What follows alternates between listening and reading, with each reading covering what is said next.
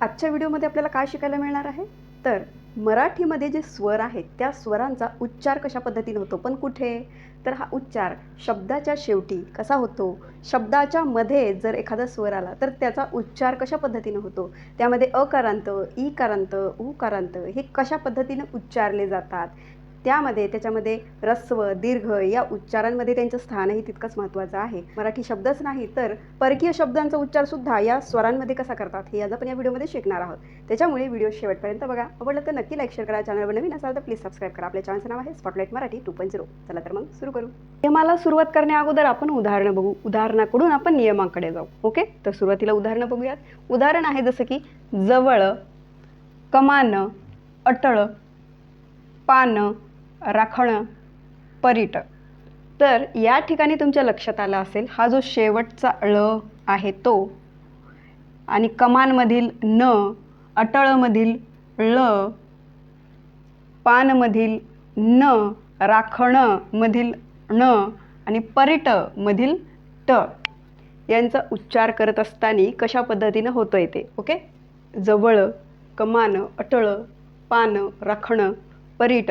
तर यामध्ये हा जो शेवटचा ळ, न, ळ, हे न, ण आणि ट यांचा उच्चार हा कसा होत आहे? ऱ्हस्व होत आहे. ओके, ऱ्हस्व म्हणजे काय? कमी लांबीचा उच्चार होत आहे, अपूर्ण उच्चार होत आहे. आता अपूर्ण उच्चार होत आहे म्हणजे कसा की त्याच्यामध्ये अस्वराचा उच्चार हा दीर्घ नाही आहे, म्हणून आपण या पद्धतीने तो हलंत ळ किंवा हलंत न, हलंत ळ, हलंत ट, हलंत ण अशा पद्धतीनं लिहिलं म्हणजे त्या उच्चाराचं लिखाण कशा पद्धतीनं, तर अशा हलंत अक्षराच्या पद्धतीनं होत असतं, पण लिखाण आपण असंच लिहित असतो. ओके, पण उच्चार कसा होत आहे? ऱ्हस्व होत आहे, कमी लांबीचा होत आहे. मग याच्याशी संबंधित नियम आहे आपल्या मराठी व्याकरणामध्ये. तो कोणता? तर मराठी शब्दातील, ओके, मराठी शब्दातील अंत्य अ म्हणजे काय? अंत्य म्हणजे शेवटी, शेवटचा जो अ आहे इथेला, या न मध्ये अ आहे, ळ मध्ये अ आहे, परीटमध्ये अ आहे, ण मध्ये अ आहे, या पानमधील न मध्ये अ आहे. मग हा जो काय आहे? शेवटचा अ, अंत्य अ हा कसा आहे? अर्धवट किंवा अपूर्ण आहे. ओके, अर्धवट किंवा अपूर्ण उच्चारला जातो या शब्दांमध्ये, मराठी शब्दातील अंत्य अ. ओके, लक्षात घ्या, हे जे शब्द आहेत हे मराठी शब्द आहेत, मराठीमध्ये शब्द आहेत. ओके, मग मराठीमध्ये असे शब्द आहेत ज्यांचा अंत्य अ म्हणजे शेवटचा जो अ आहे तो अ कसा उच्चारला जाणार आहे? अर्धवट अपूर्ण उच्चारले जाणार आहे. ओके, हे पटकन उच्चारले जात आहेत. यामध्ये जो अ स्वराचा उच्चार आहे तो पटकन होत आहे, दीर्घ होत नाहीये. ओके, त्याच्यामुळे हे जे मराठी हा नियम सांगतो की मराठी शब्दातील शेवटचा अंत्य अ हा अपूर्ण किंवा अर्धवट उच्चारला जातो.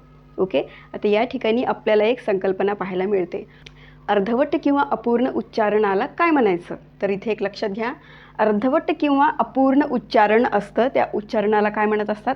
निभृत उच्चार असे म्हणत असतात. ओके, लक्षात ठेवा, हे नाव परीक्षेमध्ये तुम्हाला विचारलं जातं, ही संकल्पना तुम्हाला जशास तशी विचारली जाते. यामधील जे नियम आहेत ते नियमही विचारले जातात आणि त्याच्याशी संबंधित ज्या संकल्पना आहेत त्यासुद्धा परीक्षेमध्ये ॲज अ वैशिष्ट्ये योग्य अयोग्यच्या रूपामध्ये विचारले जातात. ओके, त्याच्यामुळे हे नियम फार महत्त्वाचे आहेत आणि शुद्ध लेखनामध्ये हे शब्द तुमच्या कामी येणार आहेत. ओके, मग असे अर्धवट किंवा अपूर्ण जे उच्चार असते त्याला म्हणायचं निभृत उच्चार. ओके, निभृत म्हणजे काय? अर्धवट, अपूर्ण, तोकडा उच्चार, पटकन होणारा उच्चार, त्याला निभृत असे म्हणायचं. ओके, आता नेक्स्ट नियम आहे, अचाच आहे पण थोडा वेगळा आहे. कशा पद्धतीनं? पहिले उदाहरण बघूया. ओके, जसं की पोचले, सगळा, आठवडा, बोलणी, म्हटले. तर या उदाहरणांमध्ये तुमच्या लक्षात आलं असेल की कोणत्या स्वराबद्दल आपण माहिती घेतोय? अस्वराबद्दल माहिती घेतोय. तर या ठिकाणी शेवटी काय आहे? इथे ए हा स्वर आहे, एची मात्रा आहे, इथे ए स्वर आहे, इथे आ स्वर आहे, इथे पण आ स्वर आहे. शेवटी काय आहे? वेगवेगळे स्वर आहेत. ओके, इथे मोठा ई स्वर आहे आणि इथे ए स्वर आहे. तर इथे काय आहे? शब्दांच्या शेवटी वेगवेगळे स्वर आहेत, पण त्याच्या अगोदरचा जो स्वर आहे तो कोणता आहे? तुमच्या लक्षात आला असेल, इथे काय आहे? च आहे. इथे कोणता स्वर आहे? अ. इथे काय? ग. ग मध्ये कोणता स्वर आहे? अ हा स्वर आहे. ओके. व मध्ये कोणता स्वर आहे? अ हा स्वर आहे. ओके. ल मध्ये शेवटी कोणता स्वर आहे? अ. आणि ट मध्ये कोणता स्वर आहे? अ. ओके. तर लक्षात आलं. शेवटी वेगवेगळे स्वर आहेत, पण त्याच्या जो अगोदरचा आधीचा जो अक्षर आहे, आधीचं म्हणजे कोणतं? उपांत्य अक्षर. 2 अक्षर आहेत. ओके. या हा एक पूर्ण शब्द आहे. उदाहरणात समजून घेऊ. हा एक पूर्ण शब्द आहे. पूर्ण शब्दामध्ये हा शेवटचा शब्द आहे आणि हा त्याच्या अगोदरचा आधीचा शब्द आहे. ओके. शेवटच्या शब्दाच्या आधीचा शब्द, अगोदरचा शेवटच्या अक्षराच्या आधीचं अक्षर हे काय गणलं जातं? उपांत्य अक्षर गणलं जातं. ओके. त्याला उपांत्य अक्षर असे म्हणायचं, उपांत्य वर्ण. ओके. आलं लक्षामध्ये तुमच्या? मग या ठिकाणी जे शेवटचा वर्ण आहे, जे शेवटचे स्वर आहेत वेगवेगळे, त्याच्या अगोदर त्याच्या उपांत्य येणारा जो अ स्वर आहे तो कसा आहे? तो आहे अर्धवट अपूर्ण तोकडा. ओके. आलं लक्षामध्ये तुमच्या? यामध्ये पोचले तर च चा उच्चार कसा आहे? अपूर्ण आहे, तोकडा पटकन होत आहे. ओके. कारण त्यामध्ये जे अ हा स्वर आहे तो अपूर्ण उच्चारला जातोय, तोकडा उच्चारला जातोय, दीर्घ नाही उच्चारला जात. ओके. जसं की सगळा, तर यामध्ये जो ग आहे तो किती पटकन उच्चारला गेलेला आहे. त्याच्यावरून तुमच्या लक्षात येईल की हा जो त्यामध्ये जो अ स्वर आहे तो किती पटकन उच्चारल्या जात आहे, अपूर्ण उच्चारल्या जात आहे. ओके. नेक्स्ट बघा, आठवडा. तर व चा उच्चार पटकन होते. बोलणी. तर ल चा उच्चार कसा होणार? पटकन होणार. म्हटले तर ट चा उच्चार कसा? अपूर्ण आणि तोकडा होणार आहे. ओके. तर मग हे उदाहरण समजलं. आता याच्याशी संबंधित नियम आहे. तो नियम कोणता आहे? तर अकारांताखेरीज इतर शब्दातील उपांत्य अक्षर. ओके. अकारांताखेरीज इतर शब्दातील उपांत्य अक्षर म्हणजे याचं अकारांताखेरीज म्हणजे शेवटी अकारांत नाही आहे, अकारांत सोडून इतर स्वर येणार त्यावेळेस काय होतं? त्यातील जो उपांत्य अक्षर आहे ते उपांत्य अक्षर कसं असणार आहे? अपूर्ण किंवा तोकडं उच्चारलं जाणार आहे. ओके. आलं लक्षात? पुन्हा एकदा सांगते. अकारांत खेरीज इतर शब्दातील उपांत्य अक्षर म्हणजे अकारांत खेरीज म्हणजे शेवटी अकारांत सोडून कोणतेही स्वर आलेले असतील त्या बेसिसवर त्याचं जे उपांत्य अक्षर आहे, त्याचं जे अगोदरचं अक्षर आहे, त्यामधील जो अकार आहे तो कसा उच्चारला जातोय? अपूर्ण तोकडा उच्चारला जातोय, निभृत उच्चारल्या जातोय. कोणतं अक्षर? उपांत्य अक्षर. ओके. ओके. आय होप तुम्हाला समजले हे 2 नियम. ओके. आपण असेच मराठीचे नियम, मराठी स्वराच्या उच्चाराचे नियम कंटिन्यू करणार आहोत, त्याच्यामुळे व्हिडिओ स्किप करू नका. ओके. ते पहिला आहे विष, मेघ, मोर, गात. आता या शब्दांमध्ये कोणता नियम दडलेला आहे? तर यामध्ये अकारांत पूर्वीचं स्वर मराठीत लांबट उच्चारतात. अकारांत पूर्वीचं स्वर इथे काय आहे? शेवटी अ हा स्वर आहे. ओके. शेवटी काय आहे? अ हा स्वर आहे.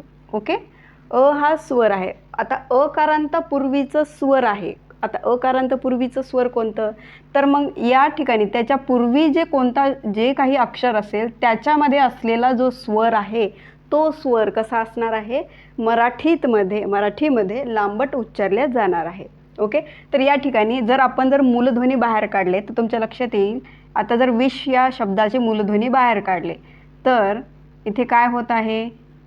फॉर एक्झाम्पल आता याच्यामध्ये आपण नियम पडताळून बघू. ओके. आता या ठिकाणी शेवटी काय आहे? अकारांत आहे. शेवटी अकारांत आहे. मग अशा अकारांत पूर्वीचं स्वर कोणतं आहे? तर हे स्वर आहे. ई हा स्वर आहे. ओके. मग हे अकारांत पूर्वीचं स्वर कसा उच्चारला जाणार आहे? मराठीत लांबट उच्चारल्या जाणार आहे. मग स्वर आहे जो कसा आहे? रस्व जरी असला तरी त्याचं लिखाण जरी रस्व असलं त्याचा उच्चार कसा होतोय? त्याचा उच्चार हा लांबट होत आहे. ओके. जसं की विष. ओके. विष. नेक्स्ट बघा, जसं की मेघ आहे. मेघमधील जर आपण बाहेर काढलं तर हलंत म प्लस ए आणि हलंत घ प्लस अ. तर अकारांताच्या पूर्वीचं स्वर हे मराठीमध्ये लांबट उच्चारलं जातं. तर ए हा स्वर कशा उच्चारला जाणार आहे? लांबट उच्चारला जाणार आहे. मेघ. ओके. जसं की मोर. आता मोरमध्ये बघितलं तर हलंत म आहे आणि स्वर कोणता आहे? ओ हा स्वर आहे. शेवटी काय? र. हलंत र प्लस अ हा स्वर आहे. आता अकारांत पूर्वीचं जो स्वर आहे तो स्वर कसा उच्चारला जाणार आहे, लांबट उच्चारला जाणार आहे. ओके, हा नियम आपल्याला तोच सांगत असतो. आता या नियमानुसार तुमच्या लक्षात घ्या, हे नियम तुम्हाला जशास तशी विचारले जातील आणि त्याच्यावर उदाहरणंसुद्धा जशास तशी विचारले जातील. आणि यामध्ये हे जे ग्रुप आहे, शब्दांचा जो ग्रुप आहे हा सुद्धा जशास तसा परीक्षेमध्ये विचारला जातो आणि त्याचा नियमाचं वैशिष्ट्य म्हणून विचारलं जातं. आणि त्याच्यामध्ये हे स्पष्टीकरण योग्य आहे की अयोग्य याचे ऑप्शन तुम्हाला 4 दिले जातात आणि त्यामध्ये योग्य अयोग्य कोणतं आहे हे निवडावं लागतं. ओके, त्याच्यामुळे हे जे नियम आहेत मराठीचे शब्दांमध्ये समजून घेण्याचे की स्वरांचा उच्चार कोणत्या ठिकाणी कशा पद्धतीनं होतो, दीर्घ होतो की ऱ्हस्व होतो, त्याच्यामुळे हे नियम फार महत्त्वाचे आहेत. ओके, नेक्स्ट बघूया, उदाहरणापासून सुरुवात करूया की गुण, सूर, विष, ग्रह, मंदिर हे काही शब्द आहेत आणि या शब्दांचं वैशिष्ट्य काय आहे मग, तर या शब्दांमध्ये अकारांत तस्तम शब्दात शेवटी येणारा अचा उच्चार कसा होणार आहे, पूर्ण होणार आहे. ओके, आता हे अकारांत आहेत, शेवटी काय आहे, आहे. ओके, आहेत आणि त्याचं या शब्दांचं वैशिष्ट्य काय आहे, हे तस्तम शब्द आहेत. तस्तम शब्द म्हणजे काय, तर हे असे शब्द आहेत जे की संस्कृतमधून मराठीत जशीच्या तसे आपण स्वीकारलेले आहेत, त्याला तस्तम शब्द असे म्हणतात. ओके, जे की संस्कृतमधून मराठीत जशीच्या तसे आलेले हे जे शब्द आहेत त्याला तस्तम शब्द म्हणतात आणि ह्या तस्तम शब्दाविषयी हा नियम आपल्याला सांगत असतो. ओके, मग यामध्ये काय आहे, अकारांत तस्तम शब्दामध्ये म्हणजे संस्कृतमधून मराठीत आलेल्या अशा शब्दांमध्ये ज्याच्यात की शेवटी काय आहे, आहे आणि अशा शब्दांच्या शेवटचा जो आहे तो कसा उच्चारला जातो, पूर्ण उच्चारला जातो. ओके, त्याच्यामुळे यातील जो शेवटचा आहे, ओके, अंत्य शेवटचा तो कसा आहे, पूर्ण उच्चारला जातोय, थोडासा दीर्घ उच्चारला जातोय. ओके, पण हे शब्द कसे आहेत, तस्तम शब्द आहेत. म्हणजे असे शब्द संस्कृतमधून मराठीत जशीच्या तसे आलेले शब्द असतात, त्या शब्दांच्या शेवटचा जो अकार आहे, शेवटचा जो आहे तो पूर्ण उच्चारला जातो, दीर्घ उच्चारला जातो. जसं की गुण, सूर, विष, ग्रह, मंदिर. ओके, तर हा एक नियम आहे, हाही नियम सर्वांनितकाच महत्त्वाचा आहे. आणि हे शब्द तुम्हाला तस्तम शब्द आहेत की मराठी शब्द आहेत की देशी शब्द आहेत अशा पद्धतीने तुम्हाला ऑप्शनमध्ये विचारलं जातं. म्हणून जर तुम्ही ओव्हरऑल असा जर अभ्यास केला तर तुमच्या लक्षात येईल की या शब्दांमध्ये, या नियमांमध्ये काय होत आहे, तुम्हाला हे शब्द कळत आहेत की हे शब्द कसे आहेत, तस्तम आहेत, म्हणजेच हे संस्कृतमधून मराठीत आलेले आहेत हे शब्द. ओके, आणि त्यांचं लिखाणही कशा पद्धतीनं केलं आणि त्याचा उच्चार जो आहे तो दीर्घ होत आहे हेही आपल्याला यातून वैशिष्ट्य कळतं. ओके, त्याच्यामुळे सायमल्टेनियसली अशा बऱ्याच गोष्टींचा एकत्रित अभ्यास करण्याचा फायदा मिळतो. परीक्षेमध्ये वेगवेगळ्या टॉपिकवर आपल्याला हे वेगवेगळ्या गोष्टींवर असा एकच नियम उपयोगात पडू शकतो. ओके, आय होप तुम्हाला समजलं हे नियम. याविषयी काही डाऊट असेल, काही समजलं नसेल तर नक्की आपल्या कमेंट बॉक्समध्ये कमेंट करून सांगा. आणि जर तुम्हाला काही ॲडिशन करायचे असेल तर तेही तुम्ही कमेंट बॉक्समध्ये कमेंट करून सांगू शकता. ओके, शब्द आहे धन, देव, पुस्तक, मस्तक, वार, अक्षर. तर या शब्दांमध्ये तुमच्या काय लक्षात आलं, तर धन मधील जो न आहे तो न पटकन उच्चारला गेलेला आहे, यातील जो अस्वर आहे तो पटकन उच्चारला गेलेला आहे. देव, पुस्तक, मस्तक, वार, अक्षर यातील ते काय होत आहे, यातील जो शेवटचा चा उच्चार होतोय तो कसा होत आहे, पटकन होत आहे. मग याच्याशी संबंधित जो नियम आहे तो काय सांगतो की असे काही संस्कृतचे शब्द आहेत आणि त्या संस्कृतच्या शब्दाच्या अंत्य शेवटचा हा अपूर्ण उच्चारल्या जातोय. ओके, पटकन उच्चारल्या जातोय. ओके, मग हे असे संस्कृतमधील काही शब्द आहेत जे की आपल्या मराठीमध्ये आहेत. मग अशा संस्कृत शब्दाच्या शेवटचा जो अकार आहे, शेवटचा जो आहे तो कसा उच्चारला जातोय, अपूर्ण उच्चारल्या जातोय. ओके, हे काही असे शब्द आहेत जे की संस्कृतमधले आहेत. ओके, आता नेक्स्ट जो नियम आहे ते बघूयात उदाहरणाद्वारे. राहुल व राणी, तिला गची बाधा झाली, ही मुलगी ढ आहे. तर यामध्ये तुमच्या लक्षात आलं असेल हा जो व, ग आणि हे ढ हे एक अक्षरी शब्द आहेत. ओके, हे एक अक्षरी शब्द आहेत. ओके, मग अशा एक अक्षरी शब्दांचं वैशिष्ट्य काय आहे, तर ते दीर्घ उच्चारल्या जातोय.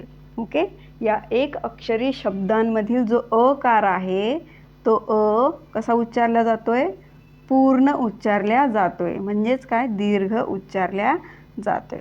ओके, मग लक्षात ठेवा कधीही असे व ग ढ असे जे एक अक्षरी शब्द आहेत ते शब्द एक अक्षरी शब्दातील जो शेवटचा आहे तो शेवटचा हा पूर्ण उच्चारला जातो, दीर्घ उच्चारल्या जातो. ओके, सोप्पा नियम आहे, तुम्हाला समजला असेल अशी मी आशा करते. तर ही डाऊट असेल तर नक्की आपल्या कमेंट बॉक्समध्ये कमेंट करून सांगा.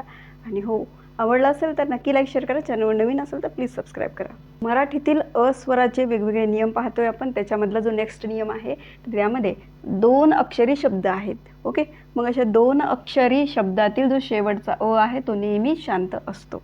ओके, लक्षात घ्या, 2 अक्षरी शब्द आहे.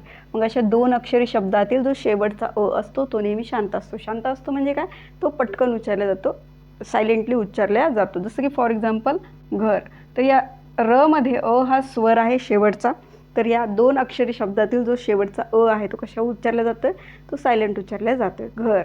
ओके, पटकन उच्चारल्या जातोय. ओके, नेक्स्ट नियम आहे असे 3 अक्षरी शब्द आहेत. मग अशा 3 अक्षरी शब्दातील शेवटचा जो आहे तो कसा उच्चारला जाणार आहे, तो दीर्घ उच्चारल्या जाणार आहे. कारण लिहिली तर या ठिकाणी बघा असे 3 अक्षरी शब्द आहेत आणि अशा 3 अक्षरी शब्दातील जो शेवटचा आहे तो कसा उच्चारला जातो, तो दीर्घ उच्चारल्या जातो.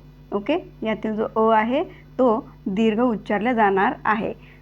कधी बघा लक्षात घ्या, असे शब्द आहेत 3 अक्षरी शब्द आहेत, त्याच्यातील जो शेवटचा आहे तो कसा उच्चारला जातो, दीर्घ उच्चारल्या जातोय. ओके, आता तेच शब्द आहे पण नियम थोडासा वेगळा आहे. कसा, जर अशा शेवटी आहे, ओके, पण याच्यामध्ये पण काय आहे, हा स्वर आहे. ओके, लक्षात आलं तुमच्या, ळ मध्ये कोणता स्वर आहे, हा स्वर आहे. ओके, मग लक्षात घ्या, जर अशा च्या समोर एखादा दुसरा स्वर आला तर त्यामध्ये तो उपांत्य शांत होतो. ओके, आता इथे काय होतं, तर इथे पण आहे.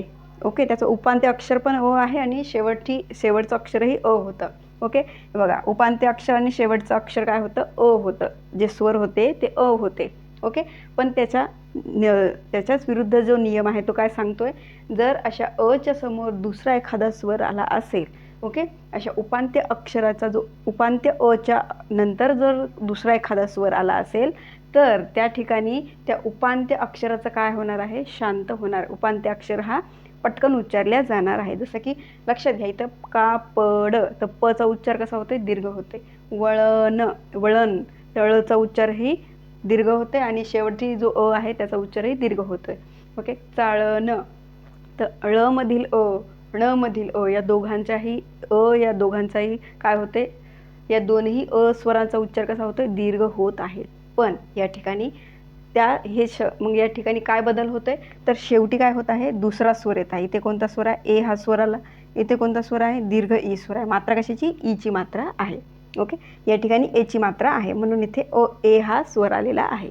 ओके, जसं की कापडे, चाळणी, तर या ठिकाणी त्याचं उपांत्य अक्षरामध्ये काय आहे, आहे. मग या उपांत्य अक्षरातील कसा उच्चारला जाणार आहे, सायलेंट उच्चारला जाणार आहे. कधी, त्या उपांत्य अक्षराच्या नंतर जर दुसरा एखादा स्वर येत असेल, अकारांत सोडून, ओके, सोडून दुसरा एखादा स्वर येत असेल तर त्यावेळेस हा जो उपांत्य आहे तो कसा उच्चारला जाणार आहे, पटकन सायलेंट तोकडा उच्चारला जाणार आहे. ओके, आय होप समजले हे 2 नियम एकमेकाशी कसे संबंधित आहेत. तर यांशी संबंधित काही डाऊट असेल, समजलं नसेल तर नक्की आपल्या कमेंट बॉक्समध्ये कमेंट करून सांगा. ओके, 4 अक्षरी शब्द आहेत जसं की सरकार, करवत, दणकट. तर यामध्ये काय होत आहे, तर लक्षात घ्या, हे 4 अक्षरी शब्द आहेत. यामधील जो पहिला आणि तिसरा आहे तो नेहमी दीर्घ असतो. ओके, आणि दुसरा आणि चौथा हा शांत असतो. आता या ठिकाणी पहिला आणि तिसरा कोणता आहे, तर हा आहे पहिला आणि हा आहे तिसरा. ओके, पहिला आणि हा तिसरा, द मधील पहिला आणि क मधील तिसरा. ओके, दुसरा कोणता, हा दुसरा आणि हा चौथा. ओके, यामधील जे आहेत, या स्वराचं आपण बोलतोय ते हे स्वर कसे आहेत, हे दुसरा आणि हा चौथा. ओके, द मधील आणि ट मधील. ओके, तर यामध्ये हा पहिला आणि तिसऱ्यामधील जो आहे तो कसा आहे, दीर्घ उच्चारल्या जातोय. ओके, हा जो आहे तिथे दीर्घ उच्चारल्या जाणार आहे. जसं की करवत, करवत, करवत. लक्षात घ्या, क आणि व मधील जो आहे तो दीर्घ उच्चारल्या जातोय. तसेच र आणि त मधील जो अ आहे तो कसा उच्चारला जातोय, तो शांत पटकन उच्चारला जातोय. Okay, silently. नेक्स्ट बघा, जसे की दणकट. तर दणकटमध्ये द आणि क मधील जो अ आहे तो अ कसा उच्चारला जातोय, दीर्घ उच्चारला जातोय. पण या न मधील आणि ट मधील जो अ हा स्वर आहे तो कसा उच्चारला जातोय, तो पटकन उच्चारला जातोय, म्हणजेच काय, अपूर्ण उच्चारला जातोय. ओके, आलं लक्षामध्ये तुमच्या. हा नियम आपल्याला तोच सांगतो की अशा 4 अक्षरी शब्दांमधील पहिला आणि तिसरा अ आहे तो दीर्घ उच्चारला जाणार आणि दुसरा आणि चौथा अ आहे तो अपूर्ण उच्चारला जाणार, पटकन उच्चारल्या जाणार. ओके, नेक्स्ट नियम आहे जसं की 5 अक्षरी शब्द आहेत आणि अशा 5 अक्षरी शब्दांचं वैशिष्ट्य असतं की यामध्ये पहिला, तिसरा आणि चौथा या अक्षरातील जो अ आहे, अ चा ध्वनी आहे तो कसा असणार आहे, तो दीर्घ असणार आहे. ओके, जसं की डळमळत, डळमळत. ओके, करतवळा, करतवळा. तर इथे लक्षात घ्या, हे 5 अक्षरी शब्द आहेत. आता यामध्ये पहिला, तिसरा आणि चौथा अ. तर या ठिकाणी हा पहिला, तिसरा आणि चौथा. ओके, पहिला, तिसरा आणि चौथा यामधील जो ध्वनी आहे अ चा ध्वनी, तो अ चा ध्वनी कसा उच्चारला जाणार आहे, दीर्घ उच्चारला जाणार आहे, लांब उच्चारला जाणार आहे. ओके, पूर्ण उच्चारल्या जाणार आहे.